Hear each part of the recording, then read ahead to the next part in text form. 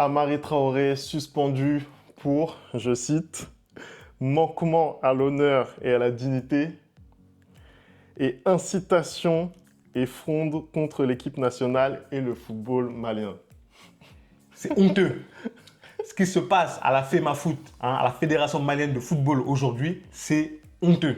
Je ne comprends pas comment un joueur capitaine, avec tout l'effectif, publie une lettre sur les réseaux parce qu'ils estiment que le football malien aujourd'hui est mal géré et il est suspendu. Les gens qui nous dirigent ont du sang sur les mains. Voilà ce que je dis. Autant à la FEMAFOOT qu'à la FECAFOOT. Les gens qui nous dirigent ont du sang sur les mains. Allez, on envoie le générique, on en parle juste après, c'est parti.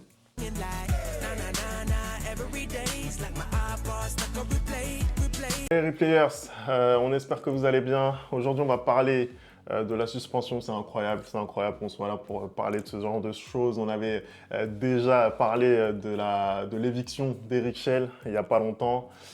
Et là, on parle encore d'un nouveau fait dans la Fédération malienne de foot, puisque le capitaine de la sélection, le capitaine emblématique Amari Traoré, a été suspendu par sa fédération pour des raisons, honnêtement, on vous a exposé les motifs, c'est n'importe quoi. Anderson, je te laisse aller, je lâche les chevaux.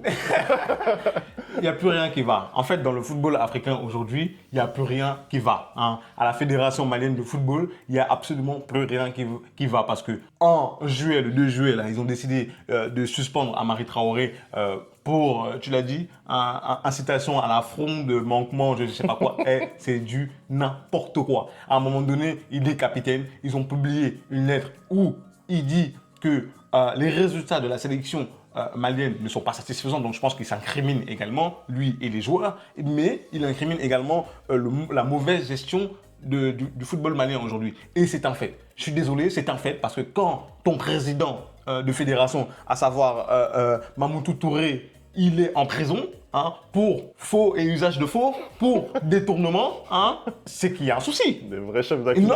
Non, mais là, ça, c'est des vrais chefs d'accusation pour le coup.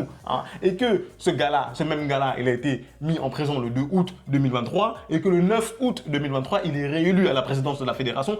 C'est abject. Parce qu'à un moment donné, comment le président d'une fédération peut gérer la fédération depuis la prison? Comment il peut gérer la fédération depuis la prison et il n'y a personne qui ne voit rien à y redire? Aujourd'hui, l'équipe nationale du Mali, elle avait un bon sélectionneur, elle est arrivée en Côte d'Ivoire, elle a fait une compétition correcte. Juste après, plus que correct, non, soyons honnêtes, juste après, je crois le 13 juin, un truc comme ça, on nous annonce que le sélectionneur est limogé, que Eric Schell est limogé. Je ne comprends pas ce choix-là. Je ne comprends pas parce qu'il a réussi à redresser l'équipe nationale, il a réussi à faire des bons résultats avec cette équipe nationale-là, et on lui annonce via les réseaux sociaux, parce qu'il nous l'a dit il y a 2 jours, qu'il a appris via les réseaux sociaux comme nous, qu'il était limogé. C'est pas normal. Qui gère cette fédération?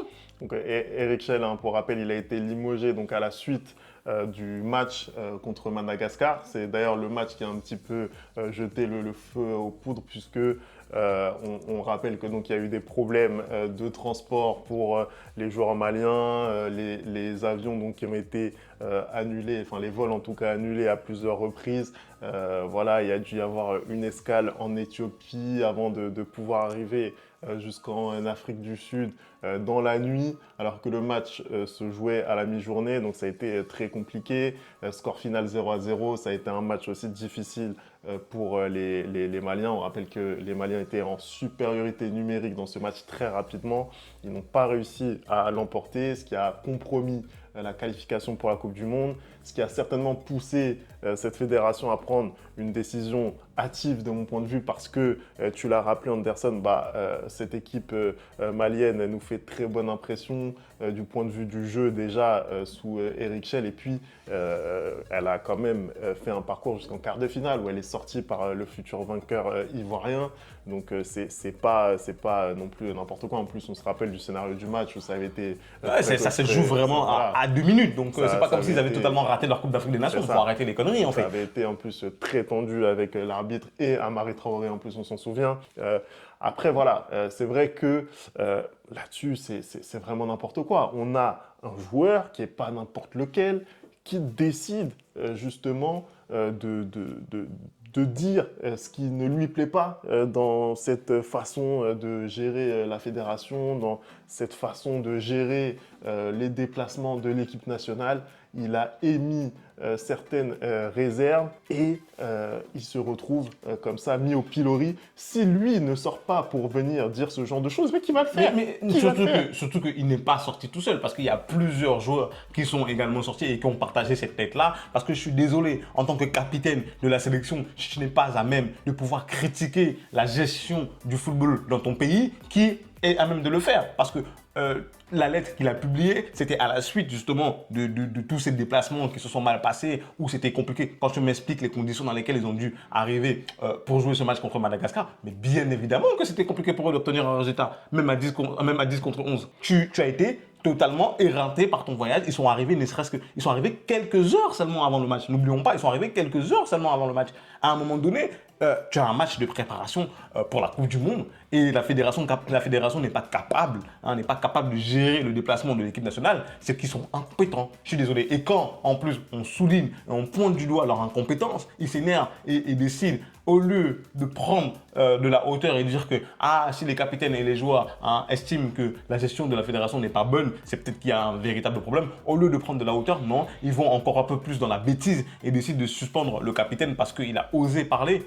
Mais c'est n'importe quoi. On marche sur la tête en Afrique parce qu'il y a des personnes qui sont à la tête de nos fédérations, qui sont à la tête de nos ministères des sports, qui ne veulent pas qu'on avance. Ils ne veulent pas qu'on avance. Pourquoi? Parce que leur seul souci, ce n'est pas le rayonnement du pays, ce n'est pas le rayonnement du football dans leur pays. Leur seul souci, c'est de se mettre plein d'argent dans les poches. Et ça suffit en fait. Ça suffit. C'est incroyable. Amara Traoré, donc, il se retrouve convoqué, donc on ne sait même pas pourquoi. Il se retrouve convoqué.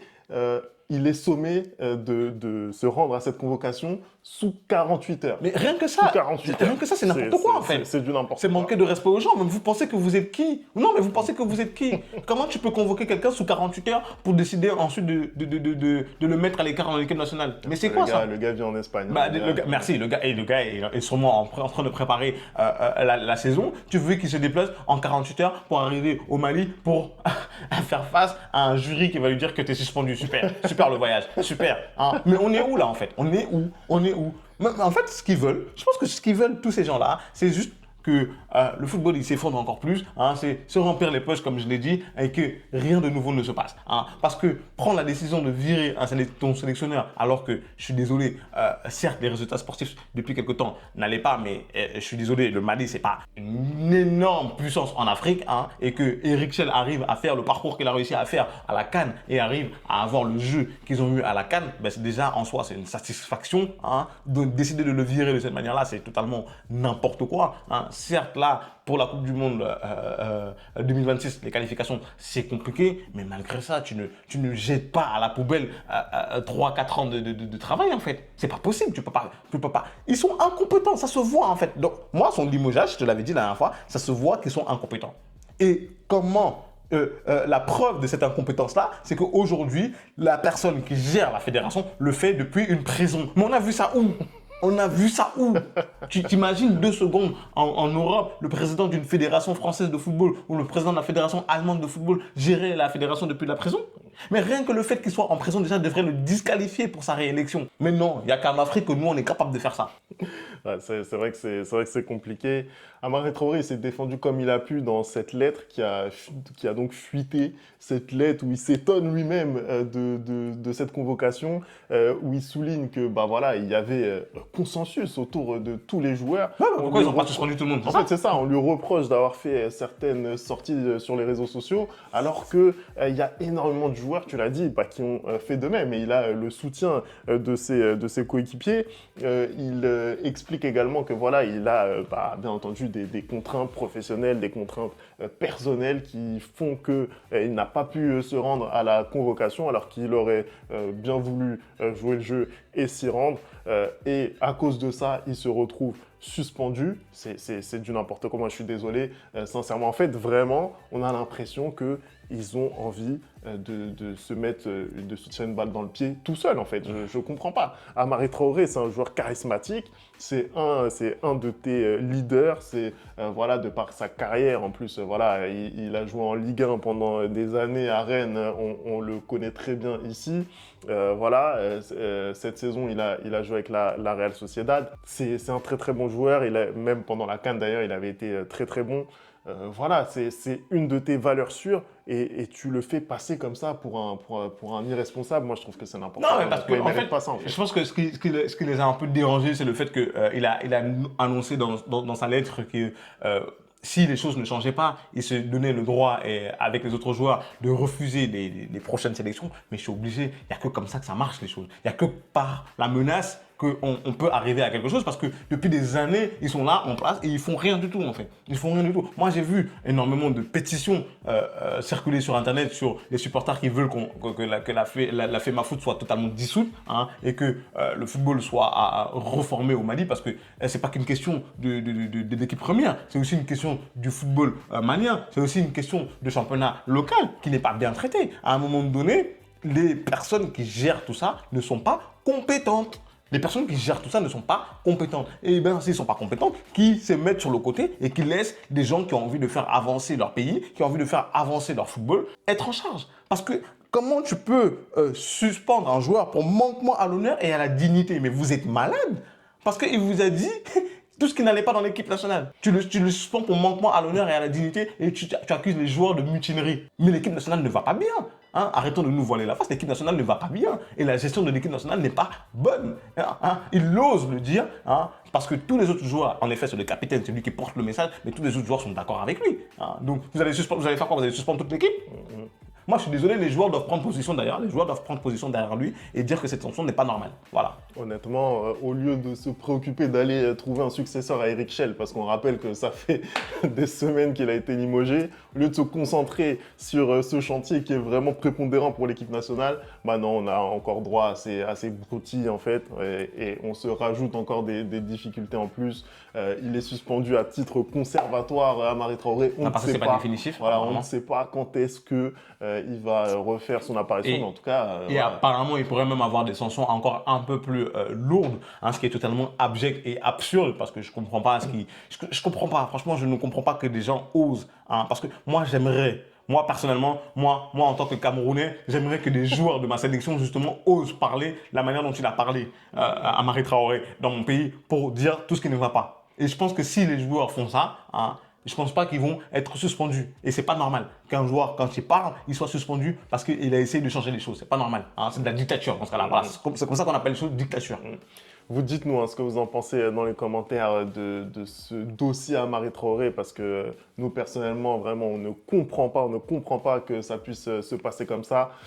En tout cas, merci d'avoir regardé cette vidéo. On n'oublie pas les bonnes habitudes, @le replay foot. Et puis nous, on se retrouve très très vite pour une nouvelle vidéo. Ciao!